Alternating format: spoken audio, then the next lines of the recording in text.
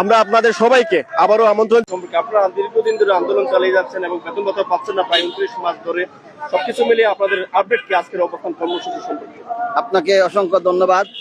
আপনারা জানেন আমাদের এই বিশ্ববিদ্যালয়ের জন্মলগ্ন থেকে জয়েন করার পর থেকে আমরা সুচারুরূপে কাজ করে আসছিলাম, কিন্তু সাবেক DC doctor Enayet Hossain join করার পর থেকে আমাদের এই বিশ্ববিদ্যালয়ে সমস্যা শুরু হয়।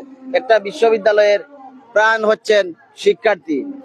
এই বিশ্ববিদ্যালয়ে মূলত এখন যেই কার্যক্রম চলতেছে সেটা হচ্ছে অধিভুক্ত কলেজগুলোর শিক্ষার্থীদের নিয়ে কার্যক্রম, কিন্তু পোস্ট গ্রাজুয়েশন এবং অন্যান্য ডিগ্রি নেয়ার যে ব্যাপার, এই জিনিসটা এই ক্যাম্পাসে এখন পর্যন্ত শুরু হয় নাই। আর এই ব্যর্থতা হচ্ছে সাবেক ডিসি ডাক্তার এনায়েত হোসেন স্যারের।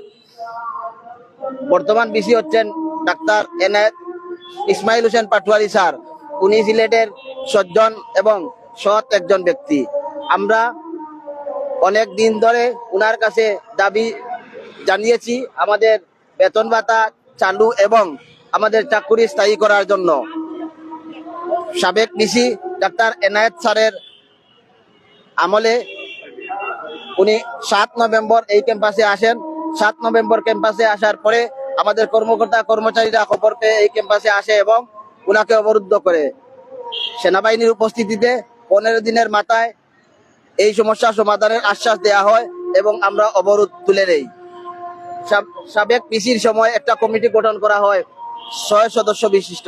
এই কমিটির সভাপতি হচ্ছেন অধ্যাপক ডাক্তার নাজমুল ইসলাম স্যার এবং এই কমিটির সদস্য হচ্ছেন বিএমডিসির চেয়ারম্যান, ইউজিসির মেম্বার এবং আরো কয়েকজন ছিলেন।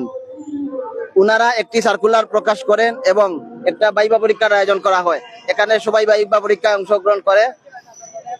16 মার্চ কমিটি একটি প্রতিবেদন জমা করে বর্তমান ডিসি জনাব ইসমাইল হোসেন পাটোয়ারি স্যারের কাছে। প্রতিবেদন জমা দেওয়ার পর থেকে ডিসি এই ক্যাম্পাসে আর উপস্থিত হননি। আমরা ডিসি স্যারকে জানিয়ে দিতে চাই, আপনি আর কাল কেমন কত করবেন, আমাদের সাথে বসেন, আমাদের সাথে আলোচনা করেন, এই সমস্যা দ্রুত সমাধান করেন। আপনি যদি এই সমস্যা দ্রুত সমাধান না করেন তাহলে প্রয়োজনে এই সিলেটের সর্বস্তরের জনসাধারণকে নিয়ে আমরা সামনের দিনে আরো কঠোর কর্মসূচি দিতে বাধ্য হব। আপনারা এটা দেখতে পাচ্ছেন যে এটা হচ্ছে অস্থায়ী ক্যাম্পাস।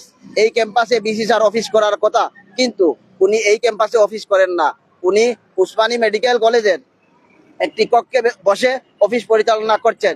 কিন্তু ওসমানী মেডিকেল কলেজ হচ্ছে এই বিশ্ববিদ্যালয়ের অধিভুক্ত একটা কলেজ। এই বিশ্ববিদ্যালয়ের অধিভুক্ত 20টি কলেজ আছে। 20টি কলেজের মাঝে একটি কলেজ হচ্ছে ওসমানী মেডিকেল কলেজ। বিশ্ববিদ্যালয়ের কার্যক্রম কলেজে হবে কেন, এটা হচ্ছে আমার প্রশ্ন। আর দ্বিতীয়ত হচ্ছে উনি একটি সুধী সমাবেশ করেছেন।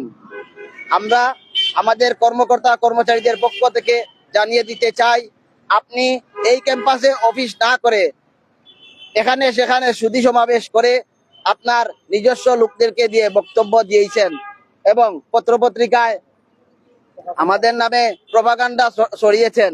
আমরা আপনাকে হুঁশিয়ারি দিতে চাই, আপনি পত্রপত্রিকায় শুধু মিথ্যাচার না করে ক্যাম্পাসে আসেন, এই সমস্যার সমাধান করেন।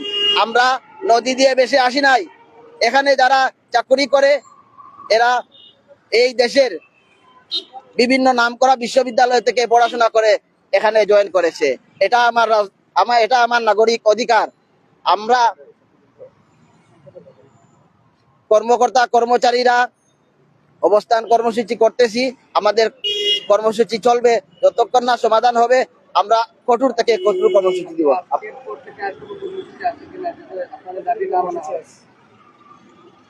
আপনারা জানেন আমরা কয়েকদিন আগে সম্মানিত বিসি স্যারকে 48 ঘন্টার একটা আলটিমেটাম দিয়েছিলাম।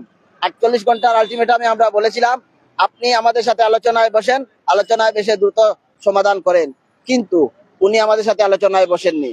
আর আমরা আজকে কর্মসূচি করলাম, আমাদের আজকেও আমরা ডিসি স্যারকে জানিয়ে দিতে চাই, আপনি যথাসম্ভব চেষ্টা করেন দ্রুত সমাধান করার, নয়তো আমরা আগামীকাল থেকে লাগাতার কর্মসূচি দিব।